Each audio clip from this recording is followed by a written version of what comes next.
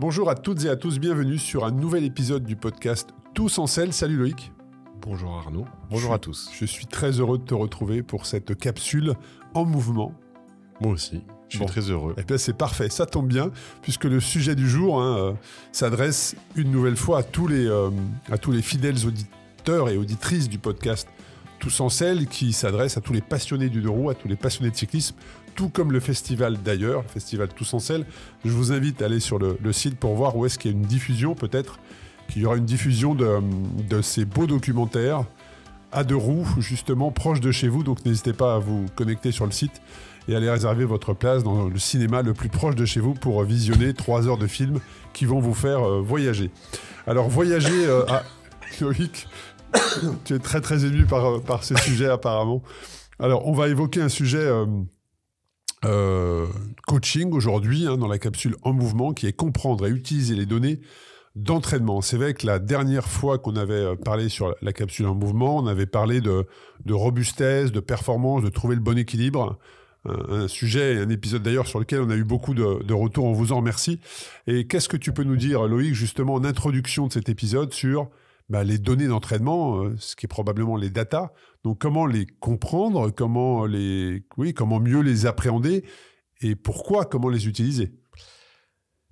Donc comment utiliser les outils qui vous permettent d'obtenir les data et comment analyser ces data pour les utiliser à bon escient avec un objectif fiable qui est de progresser sur le long terme et de s'adapter à l'entraînement pour se sentir bien et atteindre son objectif de bien-être. Oui, c'est l'objectif de cet épisode et on va parler de toutes les plateformes qui sont à disposition et des outils de mesure comme les capteurs de puissance, cardiofréquence-mètre. Voilà, ça c'est l'objectif, c'est un peu de tout référencer et de dire je vais utiliser ça pour pouvoir progresser. Capteur de glycémie, capteur de température, watts. Je crois même que j'ai vu passer ça sur les réseaux la dernière fois, mais peut-être que je me suis planté. J'ai vu qu'il y avait un capteur maintenant sur l'hydratation pour voir si tes muscles étaient correctement hydratés. Donc ça ressemblait, mais j'ai peut-être vu ça dans mes pensées, mais il me semblait que c'était un capteur un peu invasif à l'histoire un peu comme un Super Sapiens que tu mettais, qui était en capacité de te donner l'hydratation de tes muscles. Alors, peut-être que n'hésitez pas à nous faire des retours si vous avez vu ça, mais en tout cas, voilà, le thème du jour, c'est comment mieux utiliser toutes ces données, dans quel objectif. Mais la première question que j'ai à te poser, Loïc, c'est pourquoi ? Pourquoi est-ce qu'aujourd'hui, on doit analyser ces données ? Toi, en tant que coach, à quoi ça te sert aujourd'hui ? Est-ce que tu as vraiment besoin de données pour conduire et guider un client, un coaché vers son objectif ? Pourquoi aujourd'hui analyser des données d'entraînement ? C'est là où est la complexité, c'est de le faire dans le bon sens. C'est-à-dire que moi, je l'utilise pour vérifier l'adaptabilité. C'est-à-dire que je vais demander à la personne d'appliquer un stress à son organisme afin d'obtenir une réponse. Et les données vont me permettre d'évaluer cette réponse. Donc ça, c'est quand même très important. Donc, ça ne me servent pas à voir la progression. Ça te permet d'adapter l'entraînement et le stress que je vais appliquer. Adapter l'entraînement du sportif. C'est ça. Donc il y a les données qu'on dit objectives, mesurées par les appareils, donc que ce soit les montres, les compteurs, les capteurs, les différents capteurs. Et puis il y a les données aussi subjectives recueillies par les plateformes. Je me fie d'abord aux données subjectives, toujours. Donc subjectif, ça veut dire que c'est lié à la personne qui retranscrit ses sensations, son ressenti. Ça, c'est les données numéro 1. Et après, je vais utiliser les données objectives pour les corréler au subjectif. Je vassalise l'objectif au subjectif. Et le danger, c'est de faire l'inverse. C'est d'utiliser l'objectif, puis le subjectif. Ce qui a une notion bien plus souvent vers la performance, mais sans prendre la progression à long terme. Donc le premier sujet, c'est que ça te permet de personnaliser et d'adapter le programme d'entraînement. Complètement, c'est ça. D'identifier je personnalise grâce aux réponses que j'obtiens et j'adapte le stress qui s'y applique. Et donc ça me permet d'avoir une réaction au jour le jour. Et toujours dans le sujet du pourquoi est-ce qu'on doit capter justement toutes ces datas avant de dire effectivement comment tu vas les utiliser, mais le pourquoi est-ce que ça te permet, toi, en tant que coach également, de te donner une indication sur une éventuelle surcharge de travail, ou peut-être même en prévention de la blessure. Voilà. Ça c'est une autre partie. Mais d'abord, c'est est-ce que je m'adapte à l'entraînement? Ça, c'est le premier point. Donc, est-ce que ce jour-là, je me suis bien adapté? Est-ce que le lendemain, je m'adapte toujours? Ça, c'est le premier point. Parce que l'objectif de l'entraînement, c'est de créer une adaptation au stress physique, biologique et mental que tu appliques. Premier point important. Après, ça permet aussi d'évaluer le niveau de fatigue, les charges mentales, surentraînement, avec des directions de surentraînement. Mais c'est pas l'objectif numéro 1. Ce n'est que des conséquences et donc par du fait que ça interagit avec l'objectif principal, on évalue aussi cette partie-là. Mais si j'ai évalué les datas juste pour savoir, pour évaluer la charge d'entraînement et savoir s'il en fait trop, je me restreindrai qu'aux données objectives. Alors que les données subjectives, comme je l'ai dit, sont les plus importantes. Ça, c'est intéressant. Et est-ce que ça te permet également, toujours dans le pourquoi, mais on a probablement la réponse, mais je me dois de te poser la question, c'est l'optimisation de la performance. Est-ce qu'en fonction de ces datas que tu captes, ça te permet de construire un entraînement toujours dans un objectif, enfin toujours, non, mais spécifiquement pour une demande très particulière d'un client que tu accepterais d'accompagner sur cela, mais en tant que coach, est-ce que le pourquoi on doit capter ça, est-ce que c'est vraiment d'utilité pour aller vers la performance? J'imagine que oui. Si tu l'utilises pour ça, oui. Tu peux utiliser pour voir si chaque jour tu progresses et que tu remplis l'objectif. Moi, je l'utilise pas vraiment, enfin, je l'utilise pas comme ça. J'utilise, tu vois, par exemple, je vais utiliser les data pour voir si le mouvement de pédalage est économe.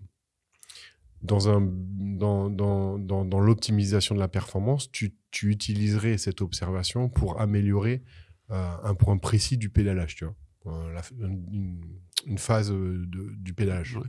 Donc, au moment où tu pousses. Tu vois. Moi, ce que je fais, c'est plutôt global. C'est que je regarde dans la globalité si c'est économe et si c'est pas économe, qu'est-ce que je mets en place pour que ça le devienne. Et souvent, ce que je mets en place, ce n'est pas des exercices des phases de pédalage, mais c'est plutôt des exercices subjectifs, c'est de ressentir les choses, le relâchement mental et le relâchement physique et mental lors du pédalage pour naturellement améliorer son économie de geste. Pédale, c'est ça, ouais, de geste. Exactement. Ça, c'est hyper important.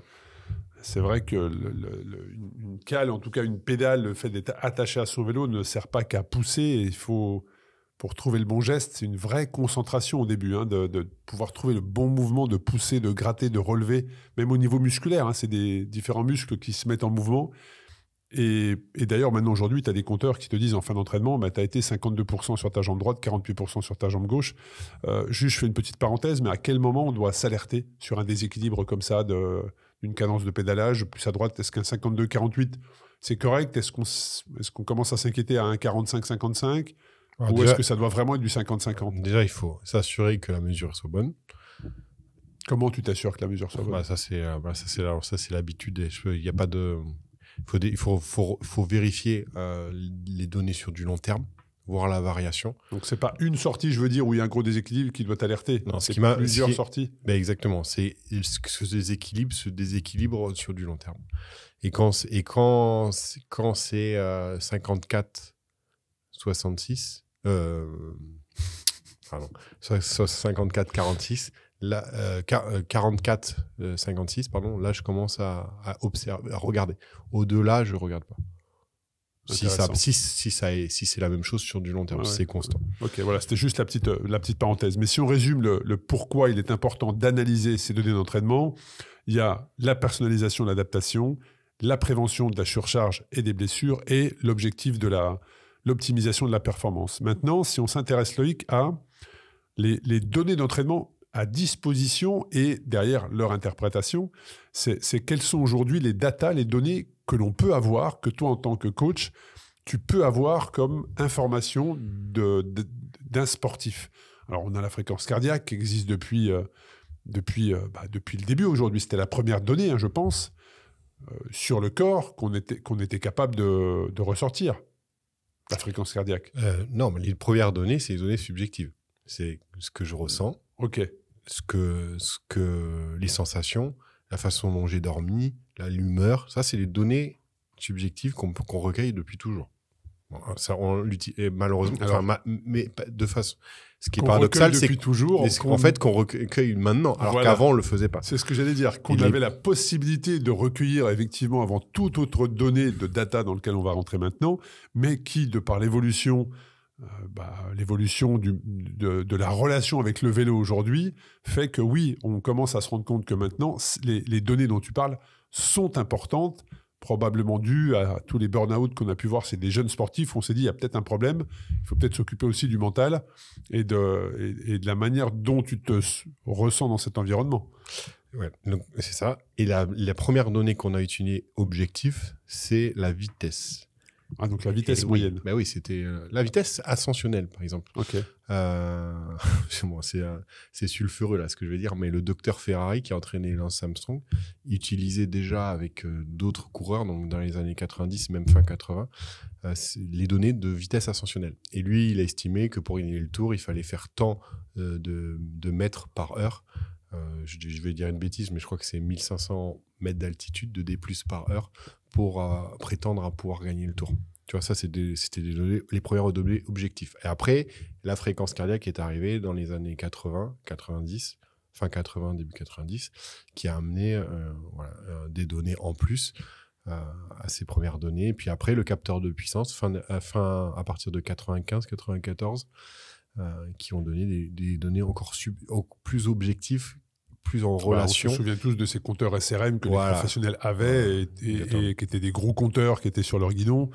Björn Ries, c'était la data.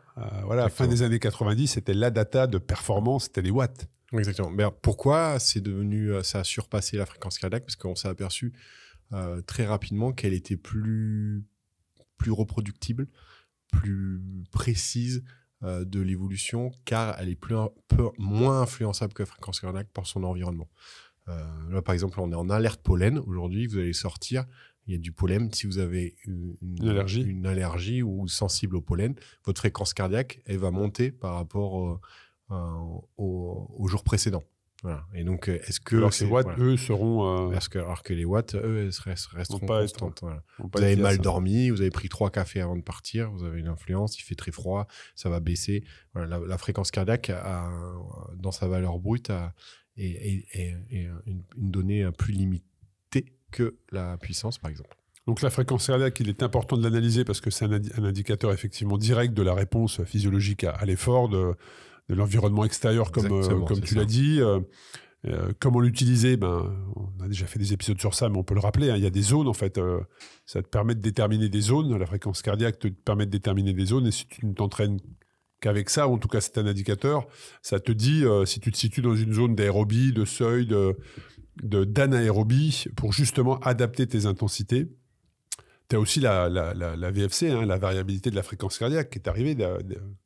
Je vais dire dernièrement, pas forcément, mais au début, on prenait que la fréquence cardiaque dans l'effort, et puis après, on s'est rendu compte qu'il y avait bien autre chose qui était important. Les premiers à avoir fait ça, c'est Polar. Ouais, c'est ça, c'était les fin premiers, 90, début 2000.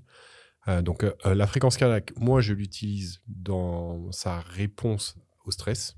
Donc, c'est dans sa globalité, dans sa forme, dans sa variabilité à l'effort. J'utilise peu les données brutes. Je peux les utiliser vraiment sur du long terme. Pour comparer sur des périodes longues, pas sur d'un jour à l'autre.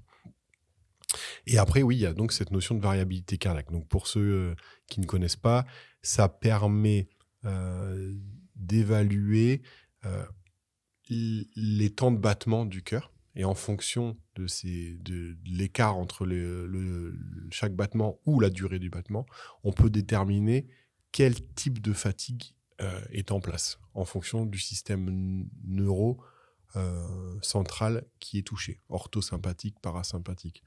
Et donc, c'est quel est le système nerveux qui est mis en action par rapport à l'autre, est-ce qu'il y a un déséquilibre, et ça permet d'évaluer le niveau de fatigue. Mais attention, c'est des protocoles qui sont très rigoureux, qu'on fait au réveil. Alors, la variabilité à l'effort, aujourd'hui, c'est assez décrié, même s'il y a des outils... grâce à des algorithmes qui permettent d'évaluer ça. Mais la variabilité cardiaque au repos, c'est ce qu'on utilise pour évaluer le niveau de fatigue. Et le protocole, il est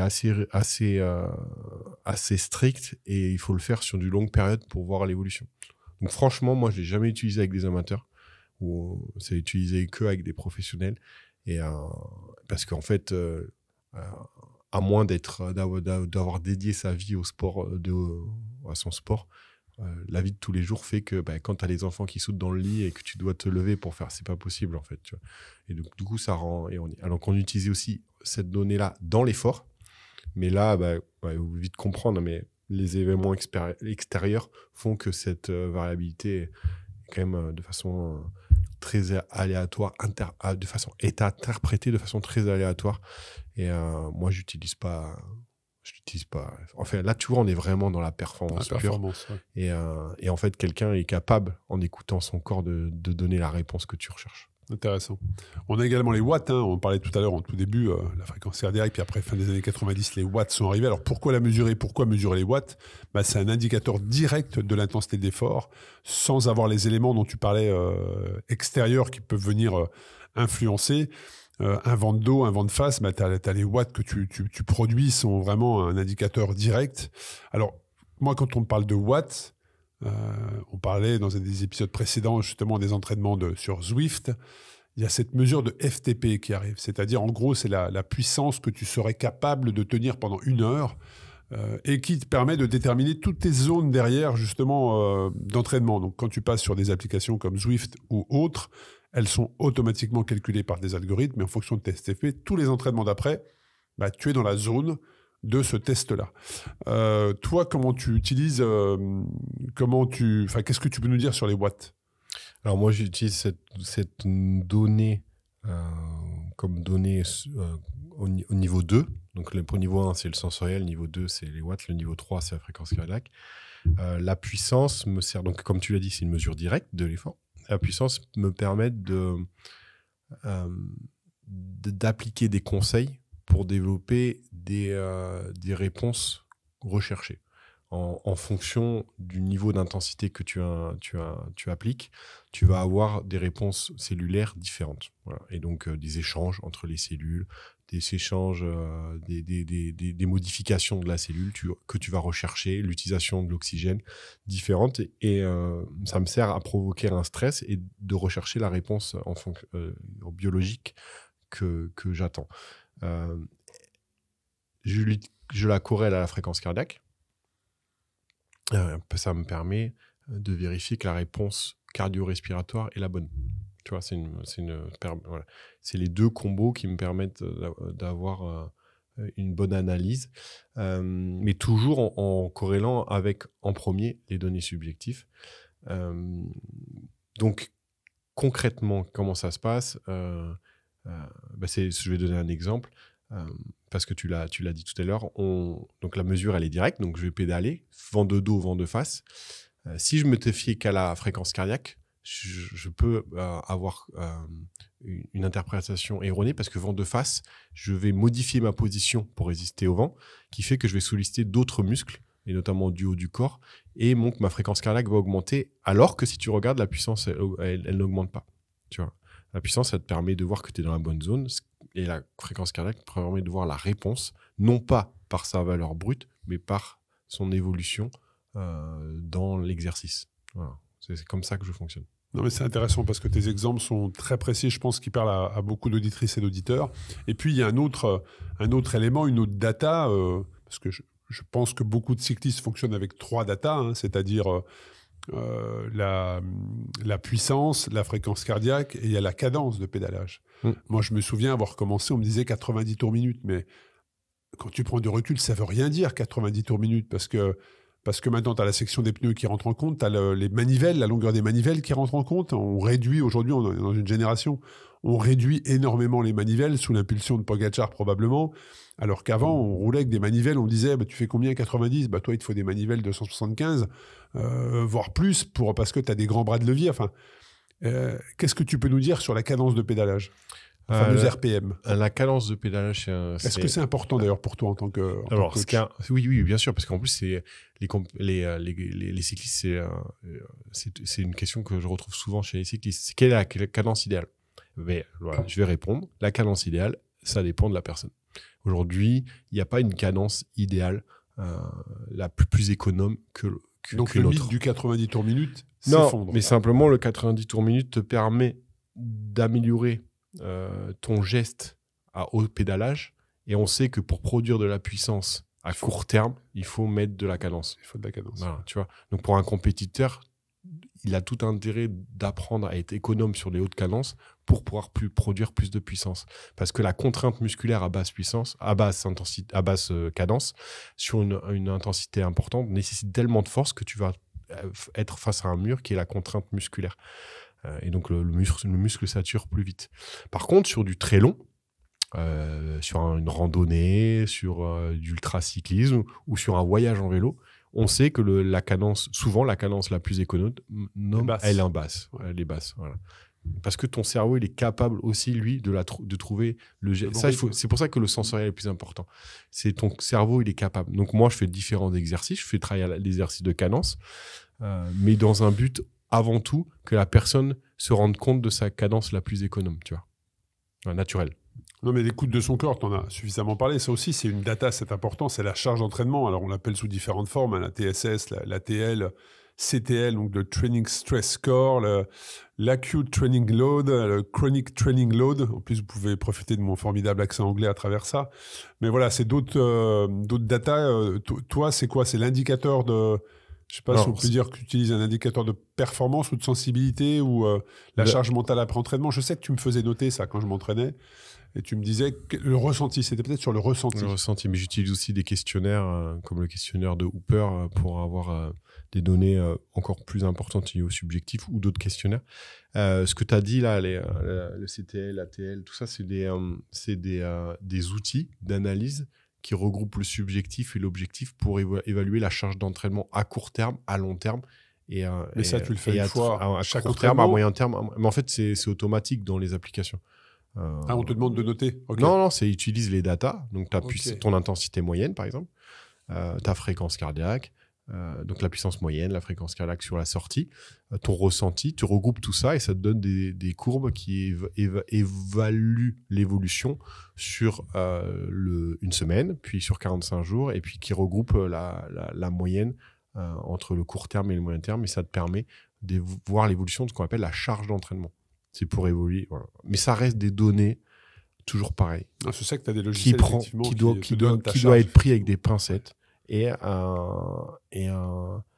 qui ne doit pas surpasser les données que ressente la personne.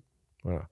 Parce que tu peux avoir une courbe parfaite et la personne, je sais pas moi, a eu un problème au travail, a eu un problème avec ses enfants, avec sa femme. Et ça ne la prend pas en compte. Tu vois. Et la charge mentale qui va être s'ajouter à ce moment-là va avoir un impact qui se verra sur ces courbes-là a posteriori.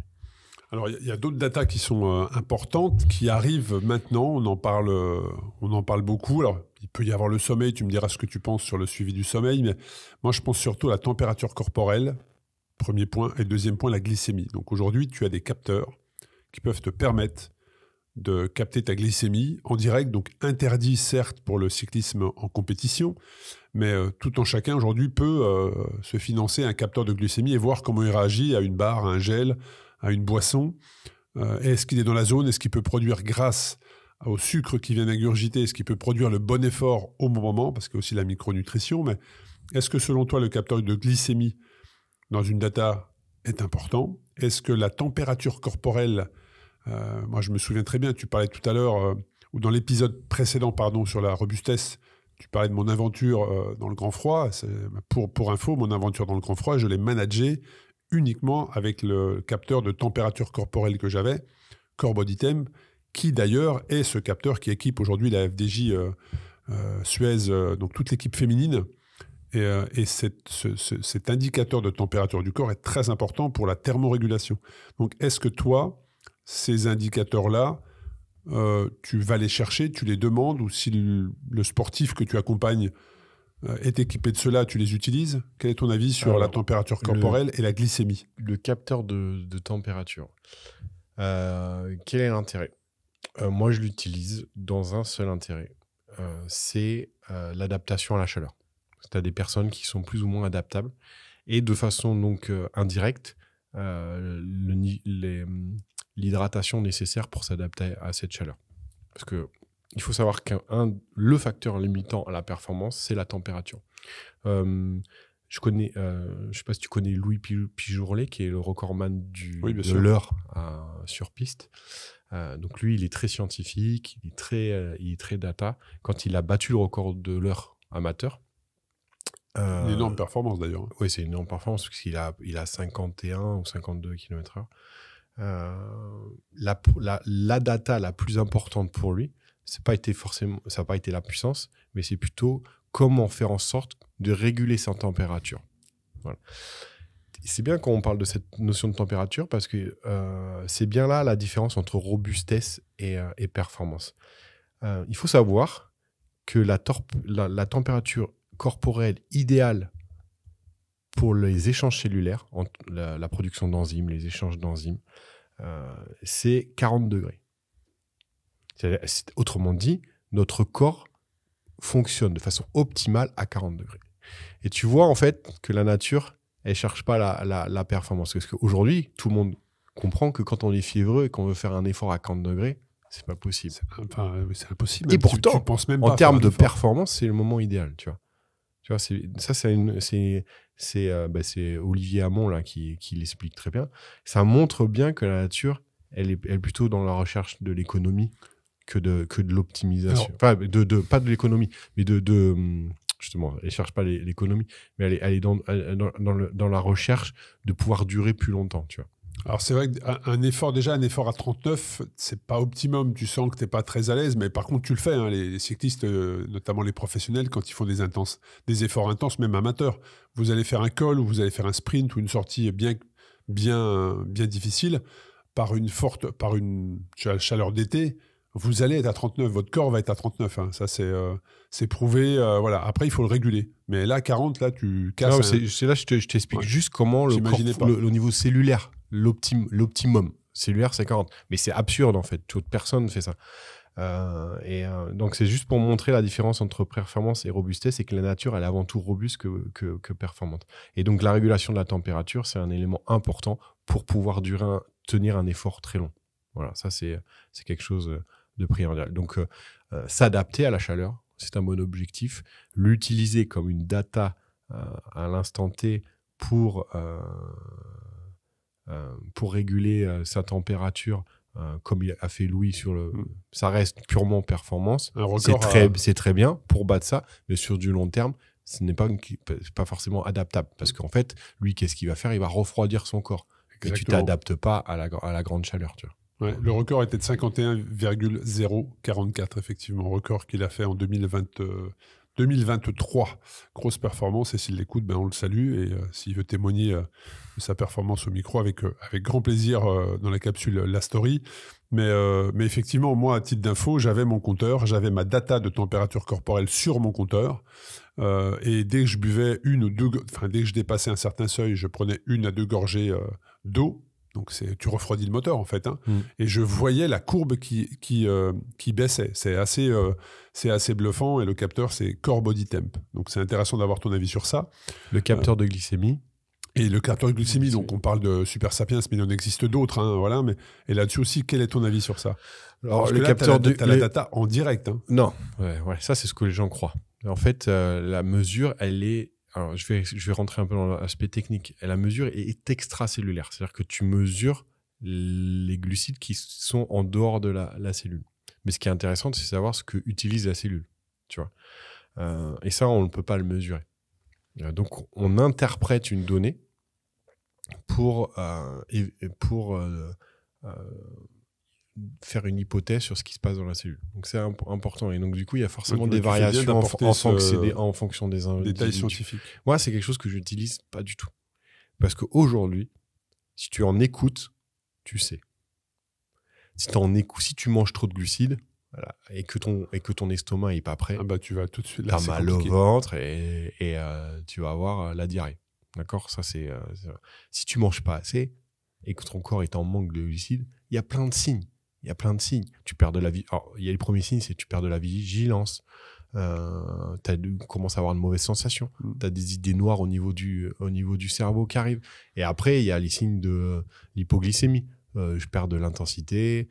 ma fréquence cardiaque augmente. Enfin, tu vois, si tu écoutes, tu peux savoir. Cet outil-là, pour moi, c'est vraiment l'extrême Donc là, on est vraiment d'outils qui, à mon avis, est plus néfaste que bénéfice. Ok. Non, mais c'est intéressant d'avoir ton avis. Donc, on est sur tous les datas qu'on vient de donner, en tout cas la possibilité d'avoir des datas, on se rend compte qu'il y en a quand même la majeure partie qui s'orientait vraiment sur de la performance, plus que sur la base, en fait, juste pour progresser, se faire plaisir et bien comprendre. Tous. Et après, c'est quel usage tu en as. Alors ça, on va le voir après. Justement, c'est toi comment, en tant que professionnel, coach, comment tu utilises tout ça. Mais est-ce qu'il y a aussi une indication, est-ce qu'il y a une dernière data qu'est l'hydratation ou l'équilibre hydrique, quand on sait qu'une déshydratation seulement de 2% du corps peut entraîner une baisse significative des performances? Est-ce que là aussi, pour toi, c'est quoi? Le corps s'adapte et sur des sorties comme probablement 99% des personnes qui nous écoutent réalisent, c'est pas une donnée, c'est pas une data que, toi, tu utilises, et deux, déterminante, il suffit juste d'écouter son corps, de bien faire sa gorgée régulièrement pour éviter une déshydratation. C'est un vrai sujet parce que l'eau, c'est essentiel au fonctionnement de la vie.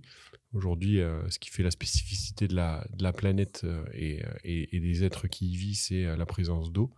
Et notre corps est composé à 80% d'eau. Qu'est-ce que je dis? À 60% d'eau. Et évidemment, face à une déshydratation, notre corps s'adapte à ça et réduit l'intensité. Donc quand tu veux être performant, là, forcément, tu es face à un mur. Quand tu cherches à t'adapter, la déshydratation aussi est dangereuse parce qu'à long terme, ça crée des conséquences au niveau de ta santé qui sont néfastes. Moi, je ne connais pas d'appareil qui mesure le niveau d'hydratation en direct des muscles. J'en ai jamais utilisé. Donc là, je vais utiliser quelque chose de très simple.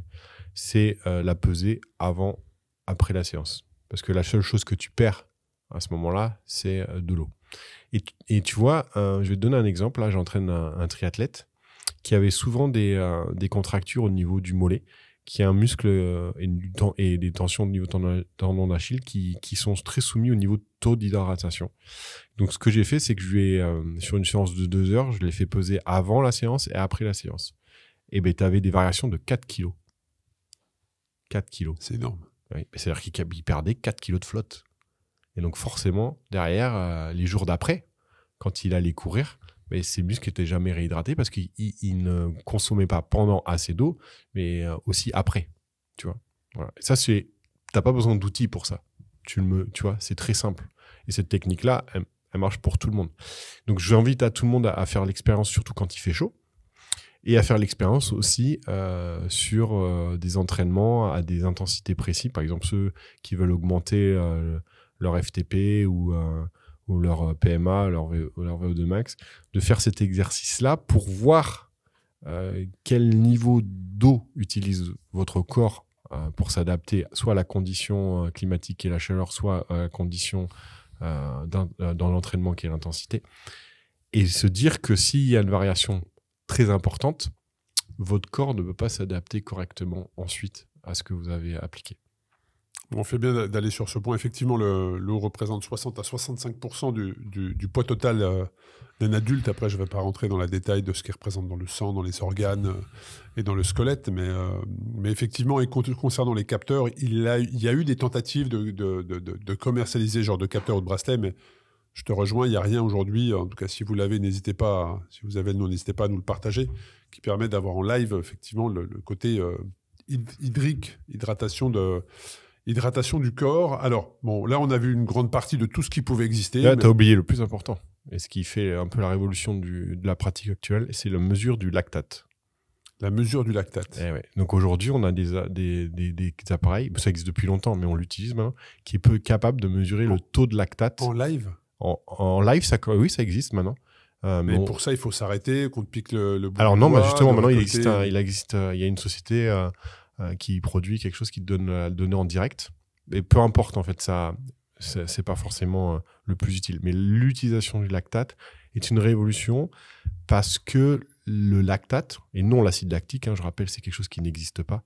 dans le corps humain si vous ne l'apportez pas. Donc le lactate est un élément qui permet de générer l'ATP et donc en gros, autrement dit, de produire l'énergie au même titre que les glucides, les lipides, les protéines et l'oxygène. Et donc la mesure du lactate permet de évaluer aujourd'hui ta capacité à l'utiliser à travers la cellule pour produire de l'énergie. Et donc tu parlais de FTP tout à l'heure, qui est le seuil lactique, donc c'est-à-dire où tu produis l'optimum de lactate et que tu consommes le mieux. Mais les lactates, ils sont utilisés même en deçà et au-dessus. Surtout en deçà. Et ça, c'est un élément important. Et aujourd'hui, les coureurs du World Tour, c'est cette donnée-là qui a changé la façon de s'entraîner et l'adaptation à l'entraînement a été corrélée à cette donnée-là pour ajuster les entraînements. Et ça, c'est vraiment un outil qui a révolutionné, qui a été utilisé par un Allemand qui s'appelle Weber Insights, la société qu'il a créée. Thomas, je crois que c'est son prénom, qui a créé ça, un des premiers à avoir créé ça, mais après, ça a été démocratisé. Lui, c'est surtout l'interprétation, les outils d'interprétation qui a créé ça, mais l'utilisation est quand même très accessible à tout le monde. Et on peut être très vite surpris de cette donnée-là. Corrélée à la puissance et à la fréquence cardiaque, c'est quelque chose, je trouve, de très puissant pour évaluer la capacité d'adaptabilité. Et quelqu'un qui n'utilise pas bien les lactates, donc c'est-à-dire que ces mitochondries, donc les centrales nucléaires, de la cellule, ça signifie qu'elles ne fonctionnent pas bien, et forcément quelqu'un qui n'est pas en bonne santé ou en voie de mauvaise santé. Donc c'est un élément, je trouve, un indicateur plus qu'important en fait. Aujourd'hui, alors c'est pas démocratisé puisque il faut un opérateur extérieur pour faire les mesures, même si j'ai pas testé le nouvel appareil qui existe depuis 1 an là, qui mesure en direct, mais c'est une donnée, moi je trouve essentielle pour corréler l'entraînement à l'adaptabilité. Ouais, on est presque sur ce que tu dis là, sur le bien-être du sportif. Oui, ouais. En plus, oui. Ouais, c'est vraiment en plus d'un indicateur de performance, pour ceux que ça intéresse, c'est surtout un indicateur de bonne santé. Ouais. Alors là, on a effectivement fait un tour d'horizon des différentes datas qui qui sont mises à disposition si on est bien évidemment full équipé de technologie. Mais c'est comment utiliser, comment toi, en tant que coach, en tant qu'entraîneur, tu utilises toutes ces données déjà. Où est-ce que tu les collectes? C'est-à-dire, qu'est-ce qu'il y a une plateforme aujourd'hui? Toi, avec qui tu travailles ou comment tu travailles pour collecter toutes ces informations, collecter toutes ces données pour pouvoir derrière restituer, parce que c'est comment tu vas utiliser tout ça. Déjà, comment tu collectes, et derrière, comment tu utilises. Est-ce que ça te permet de changer ton plan d'entraînement, de l'améliorer, de l'optimiser, de le réduire, les charges de récupération, voilà. Comment ça se passe pour toi? Donc, j'utilise une plateforme française qui s'appelle Nolio, qui a pour but de recueillir les données, ça c'est son premier objectif, de les traiter et de te permettre d'avoir des outils pour analyser le recueil des données. Donc, quelle que soit ta plateforme, ton carnet digital d'entraînement, que ce soit Zwift, que ce soit des entraînements sur Zwift en intérieur, que ce soit Strava. Alors, Strava, Swift permet d'avoir des données, les interpréter moins que l'application que j'utilise parce que c'est pas leur rôle. Là, c'est vraiment dédié aux professionnels. Mais Nolio va aspirer toutes ces données de Garmin, d'abord des objets connectés que sont Garmin, Suunto et Polar et Coros, de tout récupérer, de trier tout ça et de te permettre d'analyser. Et après, il y a les données de Strava, mais ça, c'est pas des données directes sur Strava. Mais Swift, ça peut être une donnée directe via voilà, et de donner et de permettre à la personne, alors de te permettre, si tu as des compétences là-dedans, de voir l'évolution de ton entraînement et l'adaptabilité à ton entraînement. Mais autrement, pour l'entraîneur, ça lui permet d'avoir plein de données. Donc toi, ça te permet de planifier un programme, de modifier un programme? Plein de données. Et ce qui peut être dangereux, parce qu'il y en a tellement que tu peux vite rentrer dans... Ça, c'est important. L'accumulation de données, la masse de données, a aussi un effet pervers, c'est que derrière, tu peux en oublier l'essentiel et te focaliser sur des détails, tu vois. Oui, mais ça c'est l'avantage ou l'inconvénient, je ne sais pas comment on peut dire, c'est que tu peux effectivement donc planifier un programme d'entraînement structuré avec toutes ces données et tu vas même jusque dans la personnalisation. Non, mais c'est que de la personnalisation. Tu prends pas un plan d'entraînement. Je déteste faire ça. Semaine 1, semaine 2, puis tu as une nouvelle personne qui veut que tu l'accompagnes, tu lui redonnes le programme semaine 1, semaine 2. Tu vois ce que je veux dire? Je déteste là, tu es vraiment dans la personnalisation avec ces outils. Je déteste ça. Et d'ailleurs, je suis en train de créer avec un ami, là, Pierre, de coaching natation, un programme pour finir un Ironman. Pas pour performer sur l'Ironman, mais pour finir un Ironman. Et notre vision des choses sur ce programme-là, ça sera le sensoriel. Donc devenir finisher, en fait, c'est ça? Ouais. C'est-à-dire vivre un moment. Alors, l'objectif, c'est justement pas d'utiliser les datas pour une performance précise, mais vraiment dans l'objectif de finir et de vivre le moment de façon à qu'il soit inoubliable. Et tout ce dont on parle depuis tout à l'heure, ça montre qu'aujourd'hui, on est en capacité de collecter de la donnée de manière individuelle. Et si vous êtes accompagné par un vrai professionnel, il va prendre le temps d'analyser les données de chacun, de faire des plans d'entraînement, d'avoir une approche en tout cas individualisée et qui va lui permettre justement de tester, d'ajuster et d'avoir une programmation d'entraînement qui soit totalement personnalisée.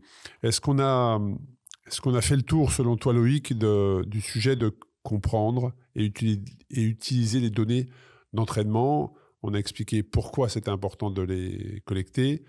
Comment, déjà, quelles étaient toutes ces datas? On n'a pas tout parlé, on n'a pas parlé des objets qui permettent de mesurer le sommeil. Il y en a plein avec les bagues ou les montres, mais aussi il y a des matelas aujourd'hui ou des oreillers. Oui. Il y a aussi les outils. C'est des devices que tu viens glisser sous le matelas et en fonction des mouvements peuvent. Exactement. Il y a aussi les données sur la respiration. Ça, c'est des nouveaux capteurs qui permettent d'évaluer les différents cycles de respiration, voir si les muscles principaux et accessoires de la respiration fonctionnent correctement, voir aussi si tes capacités sont maximalisées. Et la respiration, c'est très sous-estimé aujourd'hui. Tu sais combien de respirations tu fais par là, ça, c'est la fréquence respiratoire. D'ailleurs, aujourd'hui, il s'appelle Samuel Marcora, qui est un Italien. C'est un chercheur qui travaille pratiquement que sur ça et qui a montré que la limitation à l'effort était bien plus corrélée par la fréquence respiratoire que la fréquence cardiaque. Moi, je ne sais pas du tout combien... Moi, je sais, parce que je suis équipé d'un bracelet sur mon bras droit, justement, qui me donne, surtout pour le sommeil, enfin, c'est surtout un bracelet qui me dit que je suis en manque de sommeil depuis 3 ans, mais c'est surtout ça. Mais après, c'est comment tu l'utilises, ça, c'est un autre sujet.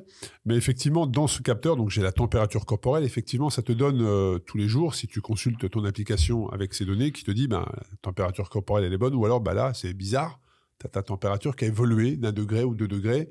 Généralement, comme tu l'as dit, dans le ressenti, tu le sais, parce que tu le ressens. Mais là où c'est très intéressant, effectivement, c'est le nombre de respirations par minute. Et là aussi, ce capteur est capable de te dire, bon là, c'est bizarre, parce que la nuit passée, ta respiration a été plus importante, plus rapide, donc il y a quelque chose. Et effectivement, généralement, c'est un peu de fièvre qui est là, une maladie, une grippe, une toux, un rhume, et qui vient... Ou une surcharge mentale. Une charge mentale, et je sais que moi, je suis en moyenne à 14 respirations par minute. Tu vois. Voilà. Quand tu dors. Quand je dors. Et à l'effort, c'est la même chose, en fait. Ça a le même impact. Mais moi, et les outils qui existent aussi, c'est pour améliorer la respiration. Et notamment, les exercices qui permettent de mieux utiliser le CO2 au niveau, au niveau de la respiration cellulaire. Parce qu'il y a la respiration consciente, celle où tu as... inspire, expire, mais aussi dans tes cellules, il y a un système de respiration au niveau de la cellule qui fonctionne. Et le CO2, c'est aussi un outil qui va rentrer dans la production d'énergie. Et les exercices de respiration permettent d'améliorer l'utilisation du CO2 et d'autres gaz, notamment celui qui a été décrié, là, qui a été interdit par l'UCI, pour améliorer le rendement cellulaire. Mais tout ça, en fait, si tu le fais dans un but de performance, c'est limitant. Alors que si tu prends conscience que c'est quelque chose qui te permet d'être en meilleure santé, tu vois, c'est une autre vision des choses, tu t'impliques plus dans ces exercices-là à long terme et ces outils-là peuvent être importants. C'est vrai que la respiration, d'ailleurs, je sais qu'il y a Il y a des montres connectées aujourd'hui qui te proposent régulièrement, en fonction de toutes les datas qu'ils peuvent collecter, de tes battements, de ton nombre de pas. À un moment donné, l'algorithme travaille et te dit, voilà, attends, est-ce que tu devrais faire une pause et respire 2 minutes. Et là, tu fais de la pleine conscience ou de la respiration profonde, expirer, inspirer. Mais c'est vrai que quand tu te concentres, et tu l'as dit, on respire de manière automatique, en fait.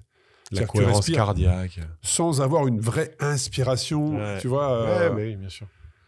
Et une fois que tu as pris conscience de ça, comme tu l'as dit, dans un but de santé, ça change beaucoup de choses et tu peux le mettre en place de manière régulière. Donc, je trouve qu'effectivement, pour revenir à notre sujet, la respiration est très, très importante et le sommeil, on n'est pas surpris quand on voit qu'aujourd'hui, on peut capter ces datas-là, mais aujourd'hui, on parle énormément de sommeil pas de capacité d'avoir la possibilité de bien récupérer, mais en tout cas de l'importance d'avoir un sommeil qui soit long. Après, je sais pas, est-ce que c'est un mythe de dire moi je dors pas beaucoup, j'ai pas besoin de beaucoup de sommeil. Est-ce que tu as des personnes qui ont besoin que de 4 heures de sommeil? Est-ce que c'est un mythe de dire ça? Non, pas du tout. Ou est-ce qu'il y a des préférences? Que, humainement, tout le monde a besoin d'avoir 8 heures de sommeil. Je ne sais pas si tu connais la notion de préférence motrice, c'est-à-dire que notre cerveau a une architecture particulière et personnelle qui fait qu'on a des préférences motrices. Par exemple, la façon dont on se lève, la façon qu'on démarre la marche, des choses, la façon dont tu mets une veste, on parle le bras droit, on parle le bras gauche. On a des préférences motrices, mais on a aussi des préférences au niveau du sommeil. Et donc, il y a des gens, ils ont des besoins différents que d'autres et ils ont des phases de sommeil qui fonctionnent différemment. Tu as un spécialiste du sommeil, il t'expliquera ça. Mais il y a des préférences aussi au niveau du sommeil. Et une autre donnée que je collecte régulièrement avec mes clients, c'est aussi les données biologiques. C'est les prises de sang des différents micronutriments et qui permet de voir aussi, et ça c'est toujours une notion de bonne santé sur le long terme, qui permet aussi de voir comment ton corps répond au stress de l'entraînement, mais au stress de tous les jours. C'est aussi ça, je trouve ça hyper important. Bon, tout ça est passionnant. Sur quoi tu souhaiterais conclure cet épisode, Loïc? Un dernier message à faire passer sur comprendre les données, les utiliser à l'entraînement. Je le redis, mais utiliser les données dans un but, dans le bien-être, dans un objectif de bien-être, avec une motivation profonde qui correspond à ce que vous voulez être, et pas ce que la société ou les autres veulent que vous soyez. Cherchez toujours d'utiliser ces données pour vous créer des émotions positives. Bon, intéressant. Un grand merci Loïc pour ta participation. On espère que cet épisode vous a permis de mieux comprendre les données d'entraînement, comment est-ce qu'elles peuvent vous aider à progresser. Donc, quand on dit progresser, c'est pas gagner des courses, c'est juste vous sentir bien sur votre vélo. Voilà, l'objectif n'est pas seulement de collecter des chiffres, mais de savoir les interpréter pour optimiser son entraînement. Un grand merci Loïc. Merci. Et puis je vous invite à commenter, à partager cet épisode, à nous faire part de vos retours, à nous faire part des sujets que vous aimeriez que l'on traite. Et puis je vous donne rendez-vous semaine prochaine pour un nouvel épisode du podcast Tous en selle. Merci. Merci à vous.